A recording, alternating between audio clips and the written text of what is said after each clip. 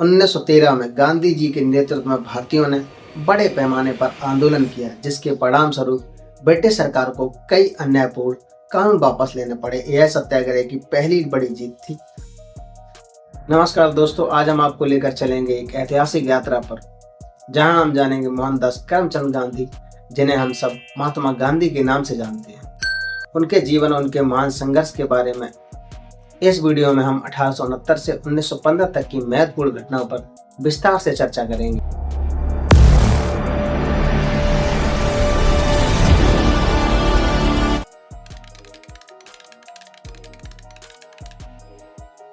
दो अक्टूबर 1869 को पोरबंदर गुजरात में एक बालक का जन्म हुआ, जिसका नाम रखा गया मोहनदास करमचंद गांधी।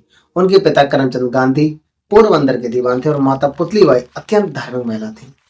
कहते हैं गांधी जी का बचपन सरल था, लेकिन उनकी मानवीय विचारों और सत्य अहिंसा के प्रति उनके झुकाव ने उनके जीवन को गहराई से प्रभावित किया। उन्होंने प्राथमिक शिक्षा पोरबंदर और फिर राजकोट में प्राप्त की। 1876 में जब गांधी जी केवल 7 वर्ष के थे, उनका परिवार राजकोट स्थानांतरित हो गया। वहां उनके पिता करमचंद गांधी दीवान बने। इस समय गांधी जी को पहली बार प्रशासनिक गतिविधियों और सामाजिक मुद्दों को नजदीक से देखने का अवसर मिला। 1883 में जब गांधी जी मात्र 13 वर्ष के थे, उनका विवाह कस्तूरबा गांधी से हो गया। यह एक बाल विवाह था, जो उस समय की सामाजिक परंपरा थी। विवाह के बाद भी उन्होंने अपनी पढ़ाई को जारी रखा। 1887 में गांधी जी ने मैट्रिक की परीक्षा पास की और भावनगर के सामलदास कॉलेज में प्रवेश लिया, लेकिन वहां वे अधिक सहज महसूस नहीं कर पाए और उच्च शिक्षा के लिए इंग्लैंड जाने का निर्णय लिया। 4 सितंबर 1888 को मात्र 19 वर्ष की उम्र में गांधी जी इंग्लैंड गए, जहां उन्होंने लंदन यूनिवर्सिटी कॉलेज से कानून की पढ़ाई की। 1891 में वे बैरिस्टर बनकर भारत लौटे, लेकिन वकालत में उन्हें अधिक सफलता नहीं मिली।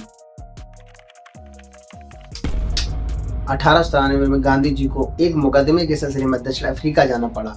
वहां रंग भेद की नीति ने उनके जीवन की एक दिशा बदल दी। एक घटना ने उनके हृदय को झकझोर कर रख दिया, जब उन्हें ट्रेन के प्रथम श्रेणी के डिब्बे से केवल इसलिए बाहर फेंक दिया गया क्योंकि वे भारतीय थे। यही वह क्षण था जब गांधी जी ने अन्याय के विरुद्ध लड़ने का संकल्प लिया और सत्याग्रह की अवधारणा विकसित की। दक्षिण अफ्रीका में भारतीयों के अधिकारों की रक्षा के लिए गांधी जी ने 1894 में नटाल इंडियन कांग्रेस की स्थापना की। इस संगठन ने भारतीय समुदाय को संगठित किया और ब्रिटिश सरकार के अन्यायपूर्ण कानूनों के खिलाफ आवाज उठाई। 1899 में दक्षिण अफ्रीका में बोर युद्ध छिड़ गया। गांधी जी ने भारतीयों को संगठित करके इंडियन एम्बुलेंस कोर का गठन किया, जिसने घायल सैनिकों की सेवा की। इससे गांधी जी को ब्रिटिश प्रशासन का ध्यान आकर्षित करने का मौका मिला। 1906 में दक्षिण अफ्रीका में ब्रिटिश सरकार ने एक नया कानून पास किया, जिसके अनुसार भारतीयों को अपने साथ पहचान पत्र रखना अनिवार्य कर दिया गया। गांधी जी ने इसका पुरजोर विरोध किया और सत्याग्रह आंदोलन की शुरुआत की।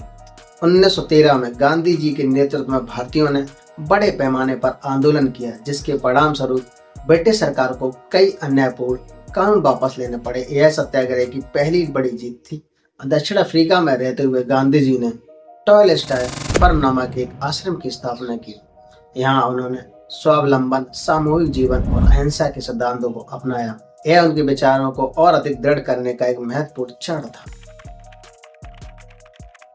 9 जनवरी 1915 को गांधी जी 21 वर्षों के संघर्ष के बाद भारत लौटे।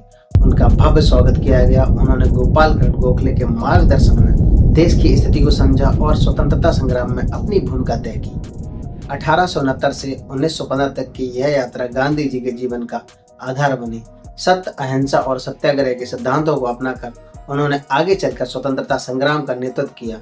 यह सफर सिर्फ उनके व्यक्तिगत जीवन का नहीं था, बल्कि देश के स्वतंत्रता आंदोलन की नींव भी था। अगर आपको यह वीडियो पसंद आया हो तो लाइक करें, शेयर करें और हमारे चैनल को सब्सक्राइब करना ना भूलें।